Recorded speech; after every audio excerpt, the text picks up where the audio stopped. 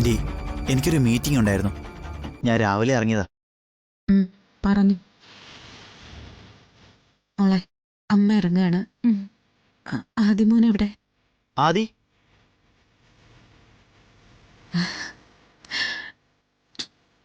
അമ്മമ്മ പോട്ടെ.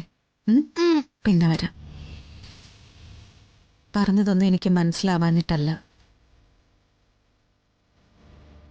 പക്ഷെ ഞാൻ നിൽക്കുന്ന അവസ്ഥ കൂടി ഒന്ന് ആലോചിക്കണം. നമ്മുടെ മക്കള് നമ്മുടെ നിയന്ത്രണത്തിലാവുമ്പോൾ അവരെക്കുറിച്ച് അഭിമാനത്തോടെ അഹങ്കാരത്തോടെ നമുക്ക് സംസാരിക്കാൻ പറ്റും.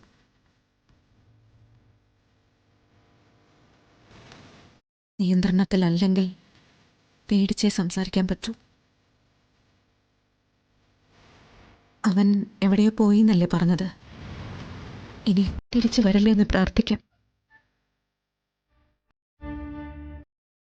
അഥവാ നിങ്ങളെ ബുദ്ധിമുട്ടിക്കാൻ വേണ്ടി അവൻ തിരിച്ചു വന്നാൽ നിങ്ങൾ നിങ്ങളുടേതായ മാർഗം നോക്കിക്കോളൂ.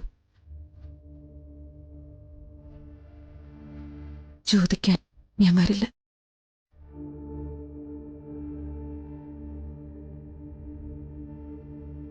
ഞാൻ ഇറങ്ങട്ടെ. ആന്റി വരും, ഞാൻ കൊണ്ടുവിടാം. വേണ്ട മോനെ. എനിക്ക് ബുദ്ധിമുട്ടൊന്നുമില്ല. ജ്യോതി, ഞാൻ അമ്മയെ കൊണ്ടാക്കിയിട്ട് വരാം. വരും.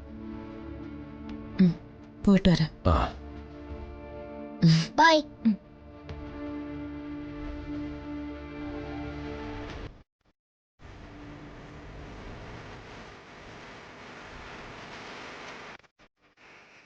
വാ ആന്റി.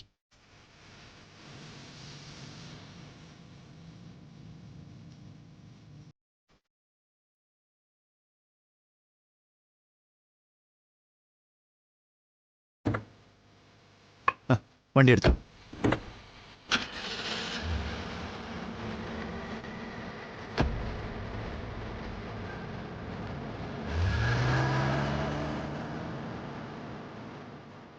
വാ.